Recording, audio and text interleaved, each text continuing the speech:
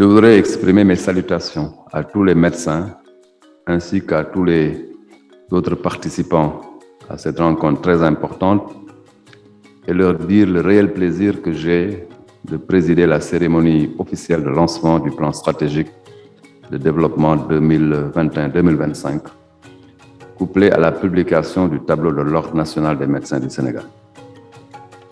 Je trouve que c'est une belle initiative que l'Ordre a prise d'organiser cette rencontre. En effet, c'est un moment privilégié d'échange, de dialogue, de communion entre professionnels de santé, mais aussi avec leurs partenaires. Cette journée est mémorable dans le sens où on a traité d'une activité essentielle qui est le lancement du plan stratégique de développement de l'ordre 2021-2025. C'est mémorable, pourquoi? Parce que c'est la première fois que l'institution s'est dotée d'un document de planification stratégique à l'horizon 2025 dans lequel la vision de l'ordre est partagée, qui est un ordre fort à l'écoute et au service des médecins pour le développement des communautés. Cette vision doit être matérialisée à travers 3 orientations stratégiques que sont l'adaptation du cadre légal et réglementaire, parce qu'on s'est rendu compte que les textes qui ont créé l'ordre, c'est des textes de 1966 et que par rapport au contexte changeant, par rapport au développement des technologies, par rapport aussi à la complexité de la profession, il faut adapter ces textes, mais aussi adopter des textes dans le cadre sous-régional. Il faudra qu'on puisse transposer les directives de l'UMOA en rapport avec la libre circulation et l'installation des biens et des personnes, mais aussi d'adopter, n'est-ce pas, le code de déontologie harmonisé de l'UMOA. Donc c'est la première orientation stratégique. Nous avons des défis. Ces défis sont l'adaptation des textes à l'environnement dans lequel nous évoluons actuellement. Et ça a été largement débattu lors du panel qui s'est tenu tout à l'heure. L'instauration d'une culture de service à forte valeur ajoutée pour les praticiens. Surtout la reconquête, je dirais, de l'honorabilité de la corporation à travers l'appropriation du code de déontologie médicale pour l'ensemble des membres. Nous le savons tous, nous praticiens, nous ne maîtrisons pas les textes qui nous régissent. À chaque fois que nous entendons les spécialistes parler, nous comprenons que, individuellement, nous avons certainement dû passer à côté de ce que la loi nous dit dans l'exercice de notre profession.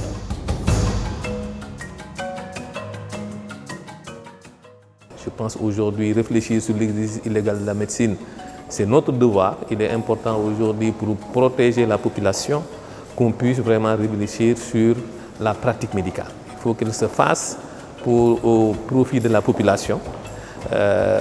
Quand on veut vérifier, c'est simplement pour tout faire pour éviter des dommages pour la population en tant que telle. Nous voulons effectivement que la pratique se fasse dans de bonnes conditions pour que la population puisse trouver son compte.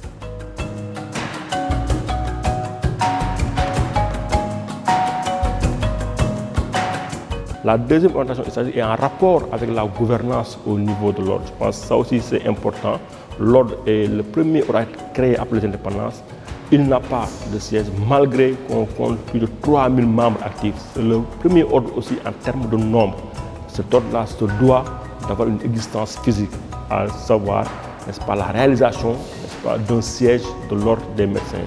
Et aussi c'est une activité majeure du plan stratégique de développement. Et aussi qui dit gouvernance, dit amélioration des procédures et des processus au niveau de l'ordre et aussi le devoir de rendre compte dans le souci de la transparence.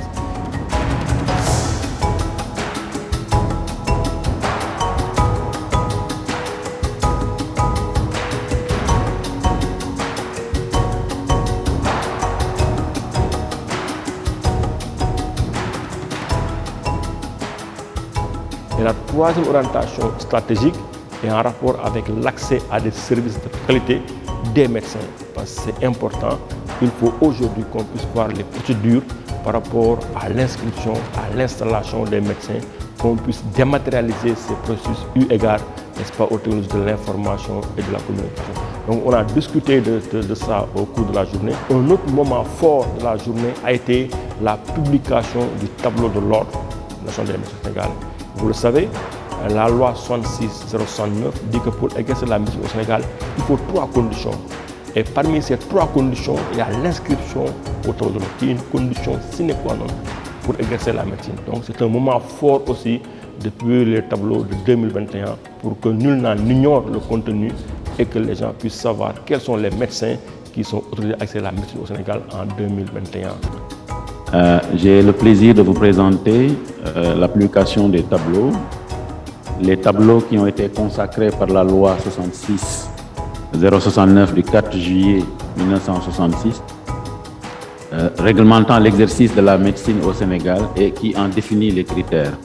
Pour l'année 2021, à la date du 30 septembre 2021, nous avons enregistré 3040 médecins au Sénégal, dont les 80% sont de la section A et les 20% de la section B.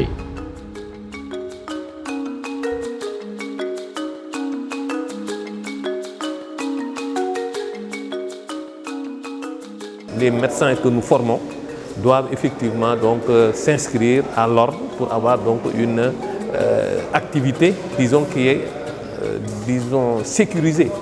Parce que aussi, le fait d'être inscrit te permet de faire des exercices dans des conditions normales. Par contre, si vous n'êtes pas donc à l'ordre, vous n'êtes pas inscrit, vous êtes dans l'illégalité.